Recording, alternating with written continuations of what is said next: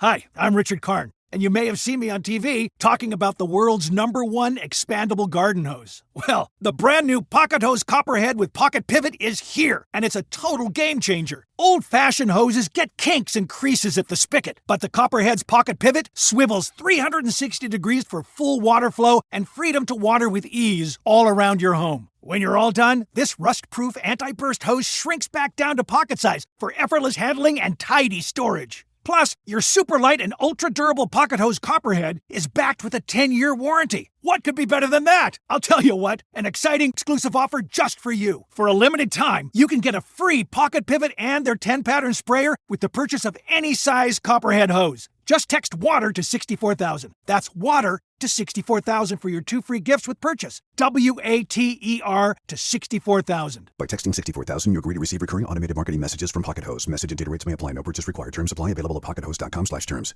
You just realized your business needed to hire someone yesterday. How can you find amazing candidates fast? Easy. Just use Indeed. Stop struggling to get your job post seen on other job sites. With Indeed sponsored jobs, your post jumps to the top of the page for your relevant candidates, so you can reach the people you want faster. According to Indeed data, sponsored jobs posted directly on Indeed have 45% more applications than non-sponsored jobs.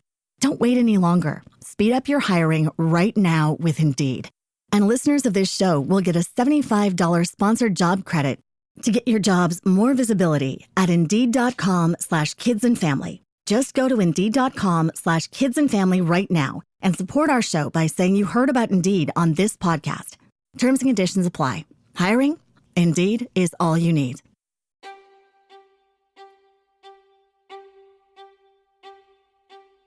Are you fed up with the corporate bullshit holding you back? Welcome to Invest in Yourself, the digital entrepreneur podcast, the ultimate launchpad for entrepreneurs ready to seize control and unleash their creative genius. Hosted by Phil Better, the podcast mogul. Each week he's breaking the chains of conventional work with bold strategies, raw insights, and inspiring success stories from the digital entrepreneurs who took the risk and invested in themselves. This is your call to arms. Invest in yourself, break free from someone else's rules, and build the empire you deserve. Now let's dive headfirst into today's explosive episode. Welcome back to Invest in Yourself, the Digital Entrepreneur Podcast. I am, of course, the Podcast Mogul Phil Better, who helps you launch, monetize, and grow your podcast. But that's not what we're talking about today. We're talking about someone who has changed the world. Like, this is not traditional financial freedom by any case. This isn't by real estate or stocks or by buying, renovating, and selling digital assets, or flipping houses even. This dude and his wife do something online that is insane. They've pioneered a revolutionized approach to building wealth that most people have never, ever considered.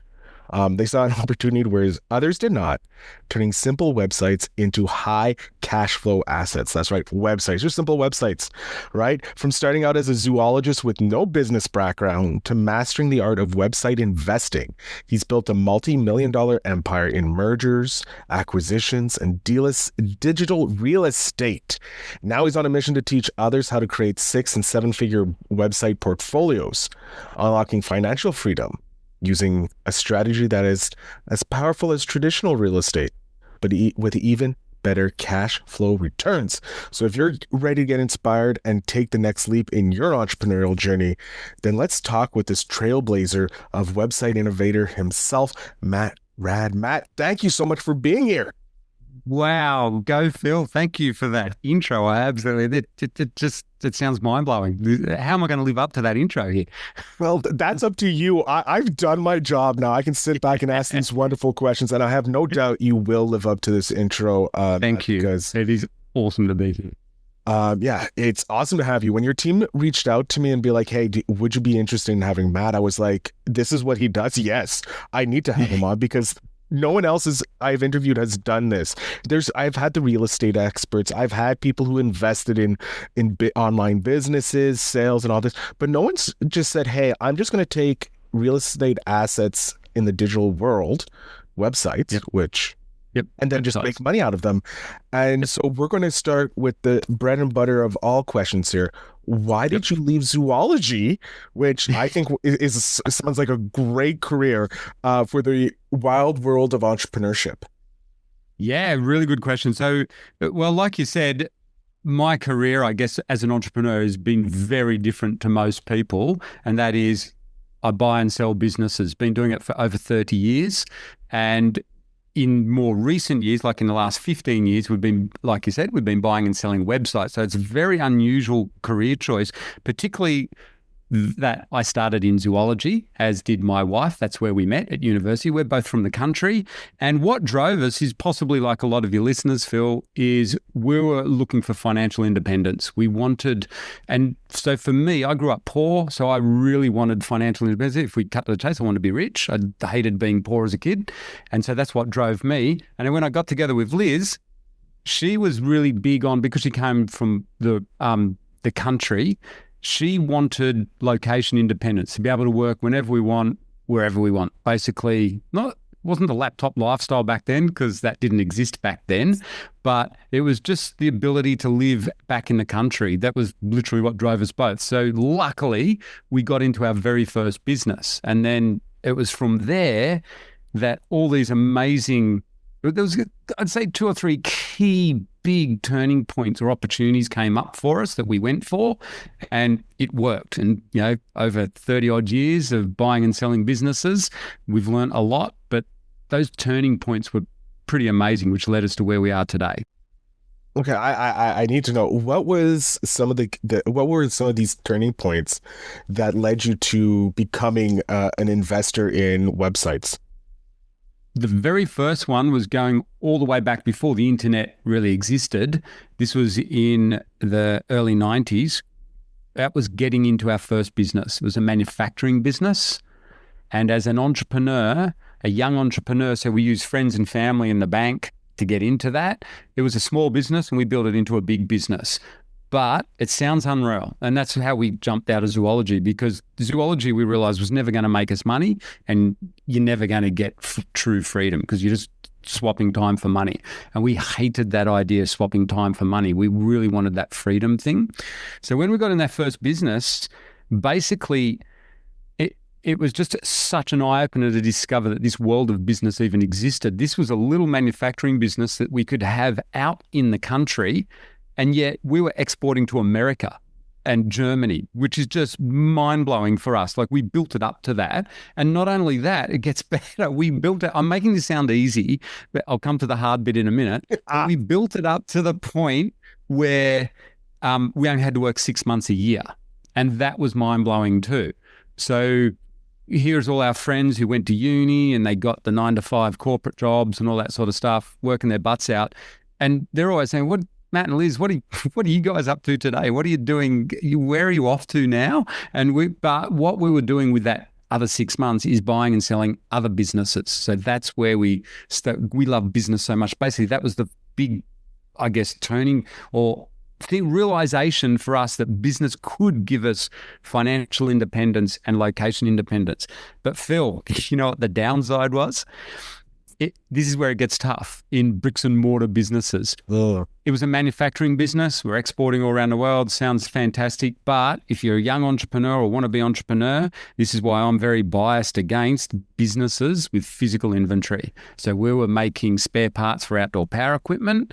And of course, all our money was tied up in that inventory. So it all looks great on the surface. We're sending stuff to America and, you know, all these things, and it looked really successful, but cash flow wise, oh man, it just was not happening. And so it was really tight for us for, I would say, 10 years on that business, cash flow wise. So your journey goes like a exponential in business. Typically it feels like you're getting nowhere, and then it starts to take off. And that happens in a lot of businesses that we've seen and been involved in. With a manufacturing or a wholesale import business. And we didn't learn our lesson for 10 years, Phil. We kept buying and selling the wholesale import businesses because it gave us time freedom, but we couldn't figure out the cash flow thing. That was that hard, but you can get very rich from it in the end, because it eventually it does like the cash flow's there, but it's a very tricky thing. Like we don't have enough time here to explain how the cash flow works and stuff, but needless to say, you are in debt to the bank. Like here, I know a lot of young people are worried about being in debt to the bank for real estate. We hated being in debt to the bank. And to this day, we don't do the real estate thing for that very reason. And we don't invest in businesses that have big physical inventory requirements. So that was kind of the big thing that shaped us over this journey. So that's my first bit of big advice to young people. Try and find a different way. Don't do physical inventory style businesses. No, I have to agree with you. Like when I was growing up, all I knew as for entrepreneurs were people who had brick and mortars and physical items that you had to hold on to. Yep. And you needed a huge investment to get that, like minimum $100,000, right? And it's like, what person has that just lying around? Oh, I just happen to have this spare $100,000. Yeah. Let me just... Well, as a young entrepreneur, you got to build up to that, right? And then so that means literally every last cent we had, there was times we're living off 2-minute noodles, and yet we've got this business, but we're investing in ourselves. I wouldn't change it for the world. Honestly, it was unreal. It was awesome. It was before the kids. It was exhilarating. It was a lot of fun. It opened up lots and lots of doors for us. We bought and sold. We got involved in lots of wholesale import businesses. And then what happened for us was, this is where I guess the big life-changing opportunity came. We were always hanging around mentors. We're looking for, how do we figure this out? And we were hanging around high net worths who bought and sold businesses. And an opportunity came up to become a business broker and network and do deals, multi-million-dollar deals for ultra high net worths who all they do is buy and sell businesses. And man, was that life-changing. That was the thing where it suddenly, we really dialed it in. So I'm this little kid from the country, and suddenly I'm working with these guys who are multi-millionaires. I'd never met someone that had millions of dollars of cash sitting in the bank. And they'd say to me, Matt, you got to find me a business. I can't have the cash sitting around in a bank. I'm like, oh. I remember the first time a private equity guy said to me, Matt, the minimum check we cut, back then it was checks, the minimum check we cut is $40 million. And he literally saw my jaw hit the ground and he started laughing. He goes, you're wondering why I'm even talking to you, aren't you? He was very blunt. He was an American guy. Really cool. They tend to be very blunt. Yeah. He was awesome. He's a really nice guy. And he just started laughing, going, you're wondering why I'm even talking to you, aren't you? And I go, yes. And he goes, because I know you're a good spotter and I need people like you to find me good businesses. And that was, so to us, why that was such an amazing opportunity. It was around then that we read Robert Kiyosaki's Rich Dad, Poor Dad. And we absolutely loved that book. And we knew we were on the right path with business and it could give us freedom, but we just weren't getting the cash flow thing right. When we read that book and then getting the opportunity to actually work with these guys that do that, in the cash flow quadrant, the right-hand side, the investors, we were working with these people, personal friends of them. They became our mentors. And what we suddenly realized was, oh my goodness, Robert Kiyosaki's right. These guys are using businesses as an asset. They don't even work in them. They have people running them. They don't work 9 to 5. They work whatever hours they want. And they are just they're using businesses as an asset. And one of our mentors out of those days, he was the one that really dialed in on us. He said, you two need to focus on cash flow. Get your cash flow right first. Forget about investing in real estate. And I know in Robert's book, he says you use real estate. I know everyone uses real estate, but we were just in that world of hanging around these guys that bought and sold businesses. And so I guess that was the life-changing moment for us in business. And that's when things started to shift. And I also do honestly think from hanging around very wealthy, multimillionaires doing this, it starts to rub off. Rich people think differently. They use these businesses exactly like Robert Kiyosaki said. If you're listening to this and you don't even know what I'm talking about or you haven't read Rich Dad, Poor Dad, seriously, to this day, I know it's a very dated book. Seriously, just read the book. It is still to this day one of the most practical business books you'll ever come across. And here we were hanging around people doing exactly what he was talking about. And that's when, I guess, for us, we really dialed in the business model. And Phil, the businesses we saw that these guys were buying, just mind-blowing. Like, they might work 2 or 3 days a week and make $1 million a year or $700,000 a year working from home. And to Liz and I, that was just a dream. This is before the internet, before online businesses.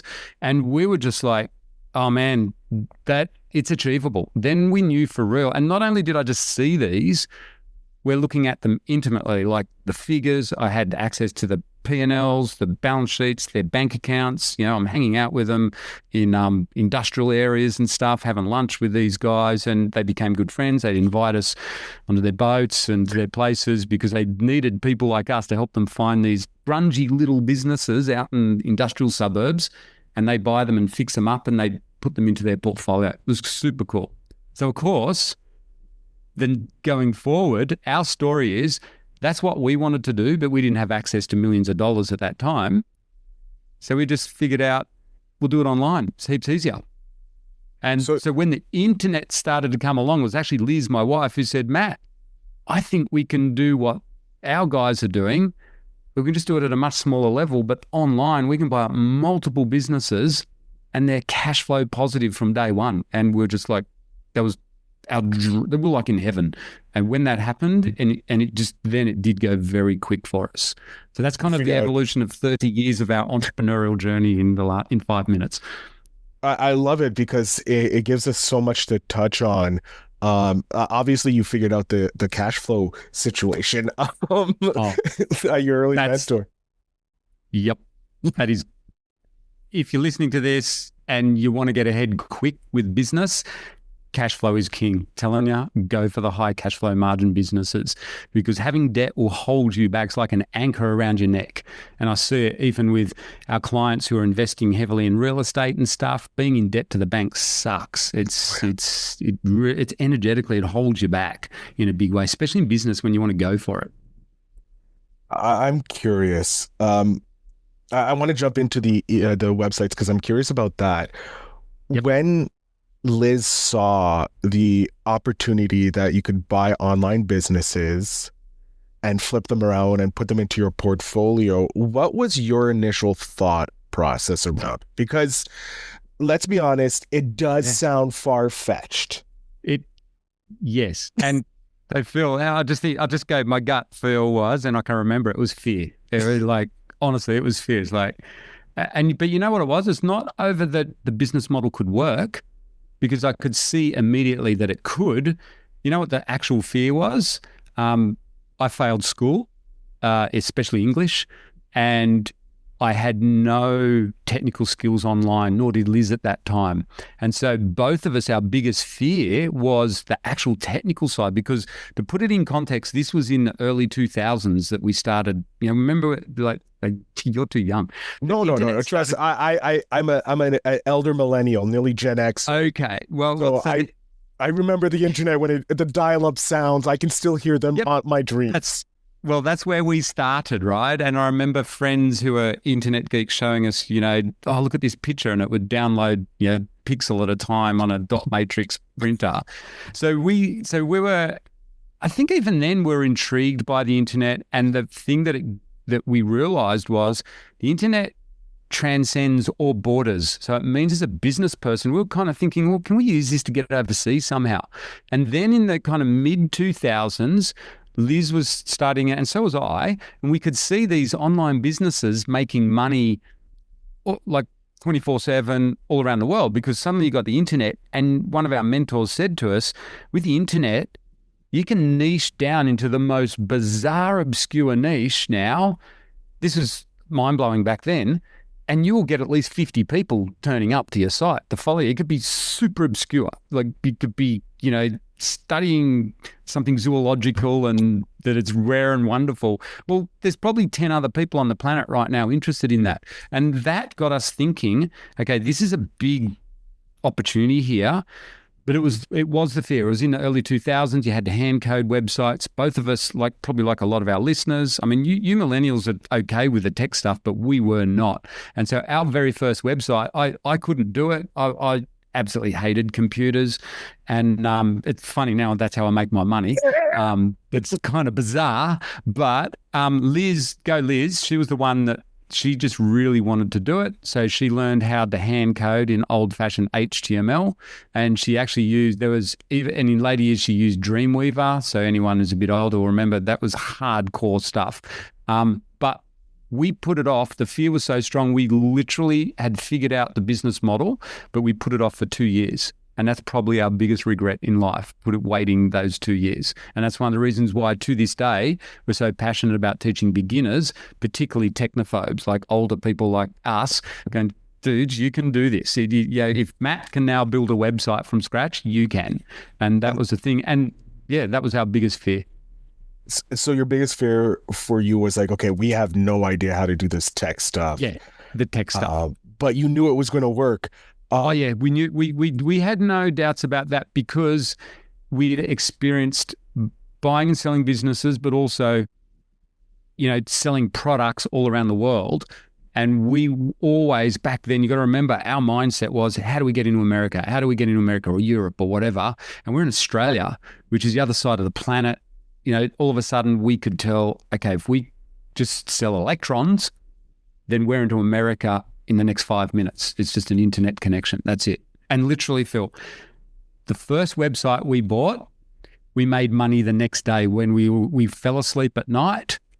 And here in Australia, and the time zones are different, we woke up in the morning and there was money in the affiliate account, so we didn't get the money in the bank straight away because back then they used to pay you every month, and they'd literally from America, they'd send us checks. So we bought our first website in 2008, but it was mind blowing. The next morning we woke up and went, hang on, there's $50 in the bank. We just made money while we're sleeping. That's the Robert Kiyosaki thing. Make money while you sleep. We spoke to no one. We just took over the site. That was it. Okay, I have to ask, what is the weirdest niched site that you've been able to make money off of? Because this is like, I know there's someone listening and is as curious as I am, because you're buying websites. Okay, you have the hair products and this and that. But what is one of the weirdest things that you're like, I didn't think this would work? I got the perfect one. Well, there's actually a lot of them, but we still own it to this day because it's just so weird. Because I said to Liz, this is too weird. You will not make money off that website. Pigeon racing. Pigeon racing. We make money off pigeon racing, $1,000 a month for the last decade. It cost us $7,000. So it's dropped off a bit over in recent years because we don't even bother, but we just keep it because it's so amusing. People you have to. I didn't believe it. Yeah. When Liz bought that site, I'm looking at it and we made a joke. I was like, look, I know we're zoologists and everything, but seriously, we know nothing about pigeon racing. It is how do you make money off pigeon racing? You said, Matt, everything stacks up. I'm telling you, this is a good website. And you got to listen to wifey. She was right. It was effortless. What it does, it sells information. Turns out, Phil, Mike Tyson is mad about pigeon racing, as are a lot of people on the planet. They're into this pigeon racing thing. It's way bigger than what we realized. And so people come to this site for information on how do you breed better, or how do you get your pigeons to race really well and win races. So we sell an ebook on that. The original owner was into it. He set up an ebook, and to this day we still sell it. And it's there's other sites out there about it, but it's just so niche and bizarre. And I had to eat my words. In its heyday, this thing sometimes will make $2,000 or $3,000 a month. That's a month net. So it runs ads as well on there, and it's just an information product. We've never owned a pigeon. We've never spoken to a single client. You'll get 50,000 people a month, 60,000 people a month coming to that website to learn about racing pigeons. It's just bizarre. And a lot of our clients have found exactly the same thing. They've made money off coffee machine websites, gardening sites, golfing sites. We've done lots in the golfing niche. Crafting and passion niches are brilliant. They're really good. Even in this day and age of AI, they still rock because it's so niche. Oh my God. I love it. Oh, I'm still dumbfounded about the pigeon racing but it still makes sense because you hear the stories about Tyson and his pigeons and his love for pigeons. Well, we didn't know that at the time. And then it is very, seriously, we have been in some strange niches, very niche sub-niches of crafting niches and things like that. You probably have a book on all the niches and the sub-niches of sub-niches. Here's another one. You can get on to, a friend of ours online showed us this, who we used to buy and sell trade websites with. He was like us. He's having his family and he had young kids. So he'd be up late at night with his young daughter who couldn't sleep. And he said, it's great because, Matt, you watch late night TV here in America, and he goes, you see all the ads they keep running, those late night TV ads. And he goes, you just look for the popular ones. And he noticed, this was years ago, I think he said it was someone famous like Kim Kardashian before she was even mega famous or anything. This is like 15 years ago. And she kept advertising this, it's like a face cream or something like that. And he just went, all right, I know that's successful because they're obviously pumping millions of dollars into late night TV ads. So he just Googled it, looked up to see if there was an affiliate program for that product. That turned into a 7-figure business for him. He made over $1 million just being an affiliate. He didn't have to sell the actual product, and he found it. He loves his daughter, of course, now. It turned into, because he put in other skincare stuff, and he just became a big affiliate for that product. Oh my God. Well, that answered a simple question that I was going to follow up. If you had a story about someone who's just starting, building something, and like you just gave us the answer, like watch late night TV, watch those ads, and then become an affiliate and nearly everything. Yeah, I will clarify though, Phil, he was very experienced online. This guy, he was kind of like a mentor for us, a very private individual. No one would know who he is, but he was very experienced. But I just love that story that he was able to, late night, it's just so cute, 2 or 3 o'clock in the morning when you're freaking out because your little one won't go to sleep, and then you suddenly discover this $1 million product on late night TV. But that's the power of having these digital skills. And if someone's listening to this, particularly in this day and age, particularly now with AI and stuff, the world is moving so fast. If you understand how all this stuff works, and hats off to you if you want to start a business and get online, that's why it's so powerful having digital skills, I reckon. That doesn't matter what they are. It might be social media skills or knowing how to podcast, because I know you teach people how to podcast, Phil. Now, I'm telling you, that is a massive thing that I'm very excited about these days, because it lets you expand any branded site.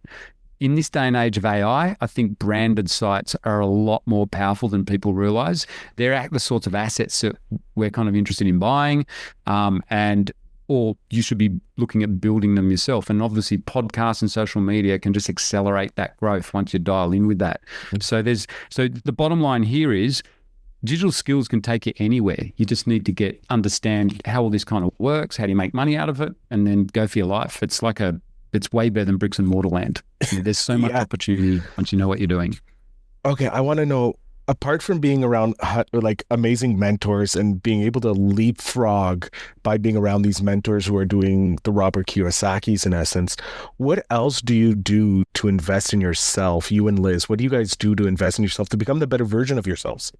Yeah, that's a really good question. So different parts of our lives. So I've been doing this for 30 years. So in that first 10 years, we went to every business course we possibly could. Whenever one came, we were always in debt for it. That's where all the money in our business went either into physical inventory or going to, typically it was American guys that would come out here to Australia. So and you don't have to go to these expensive courses anymore. You just buy their books. So the classic sales trainers. So we had to, because we came from a country, if you're going into business, I'll give you one big word of advice. If you want to accelerate your journey, learn how to sell. Okay, it's the number one thing that we spent a lot of time investing into ourselves, how to sell. So we did business courses and I read tons of books. Liz doesn't read books so much. So we bought tapes. Remember in the old days, those cassette tapes, and you put them in the car when you go we did a lot of travel around Australia to clients and stuff. So we would just use that time. So we never commuted, but if you listen to this and you're on a commute or something, so the equivalent these days, of course, is listening to podcasts like Phil's and to all these guests. So literally we would spend hours, and when we were working on our business, like out in the warehouse and stuff, we would nonstop have, I guess you'd call it the equivalent of podcasts, business podcasts on, but they were tapes or CDs. And the three main people that we learnt off in those days were a lovely guy called Tom Hopkins, American sales trainer, Brian Tracy, which if anyone's a bit older will have heard of, just look him up on YouTube, or you watch YouTube videos these days, or our favorite Zig Ziglar, the Texan, who's super positive if you want to get revved up. And so just things like that. So we did that for a decade. And to this day, continuing on, now we definitely invest in ourselves the habits don't stop. My day starts watching a YouTube video or something of someone in marketing or business or entrepreneurialism. Same with Liz, and we do a lot of mindset work as well. So we listen to podcasts and YouTube videos, and I still read lots of books. Well, and these days, Liz reads more books now. So that's how we invest in ourselves. And throughout it, obviously, we've had mentors as well. So both private mentors who we've worked with doing multi-million-dollar deals. So we're very fortunate in that way. But we have also invested significant, like six-figure numbers over the many years into lots of different mentors. So that was the thing. I guess we got that from going to uni. It's just we were misdirected at uni. We studied the wrong thing. We should not have studied zoology in hindsight anyway. But it got you the pigeon racing website that still makes money. So maybe, you never know. Maybe that I don't know. but I guess I just realized in answer to your question, I think we've always realized the importance of education, and we've always invested in it. It's nonstop, and we teach that to our kids and to our clients. Like, hey, even as experienced as we are in business, I'm still trying to learn every single day. And then these days, honestly, it's free, guys. Like YouTube is your friend. Yeah. Or find a good mentor. The mentors that are doing stuff out there now, I think, are a lot better. And they've got a lot better delivery too. So it doesn't cost as much. You don't have to spend 50 grand you can do, but you don't have to spend 50 grand to get yourself a good mentor these days. Whereas we used to have to do that. We are coming close to the end of the show, which I hate because I'm having a great time with you, Matt. But I want to go back to 10-year-old Matt out in the country, relaxing, no care in the world, Yep. Thinking about zoology at the wombats and all the things. I was actually. Yeah. You were. I think, well, considering you and making money. I always wanted to make money out of thin air. That was my dream as a kid. Well, you're doing it now. What advice would you pass back to that 10-year-old Matt? It's a really insightful question, isn't it? My first thought was, I think it is. I'll go my gut feel. The first thought is, Matt, don't think in the standard way. Don't think you have to go to uni and go into debt and buy real estate to get rich. That's dumb. Sorry, I'm going to say that. Should I not say that's dumb? No, but anyway, you can say that's that what I would honest self. If seriously, if I'm speaking to my own 10-year-old self, I'd say, dude, don't do the standard thing. You'll be a slave to a bank somewhere or to the system, So try and figure out, get into business earlier than what you did and learn sales straight away and internet skills. There you go. I'm biased. I got to throw that in, don't I? Of course. Yeah, but don't live life in the standard way. Don't become a 9-to-5er thinking you got to work hard and swap time for money. That's not the way to get rich these days. That will not get you rich. So that would be my advice to myself. I love it. Matt, I'm going to jump off stage for a short bit. I want you to let my audience know where they can find you, follow you, become a student of yours so that they can learn how to get those website portfolios up. So the floor, sir, is yours. So if you want to find me, you can find us at the ebusinessinstitute.com.au, or just Google my name is probably the easiest, Matt Raad, and you'll find our podcast, Digital Investors, where we've got lots of stories of our clients who are doing this, or you can find me on LinkedIn, Matt Raad. I love it. Matt, I want to thank you so much for being here. It was amazing chatting with you. I'm definitely going to go over and start listening to more of your episodes because you're just a pleasure to chat with. So I want to learn more about buying internet businesses and stuff like that. So I thank you so much for being here. Likewise, Phil. That was unreal. I really enjoyed myself. Thank you. And to my audience, make sure to go check out all the links in the show notes down below to connect with Matt. And remember to always invest in yourself. Thanks for joining us on Invest in Yourself, the Digital Entrepreneur Podcast. The Podcast Mogul reminds you that your journey to freedom and success starts with one powerful move: investing in yourself. If today's episode sparked your fire, hit that follow button on Spotify and drop us a comment. Share your wins, your challenges, and what drives you to break free from the corporate grind. Remember, you're your best investment. Always invest in yourself because your potential is limitless. Until next time, keep hustling and take control of your destiny.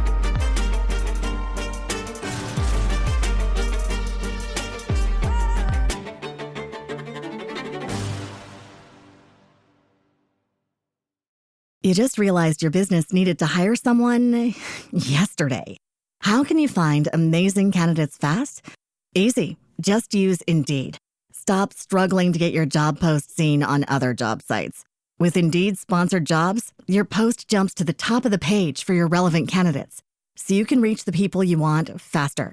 According to Indeed data, sponsored jobs posted directly on Indeed have 45% more applications than non-sponsored jobs.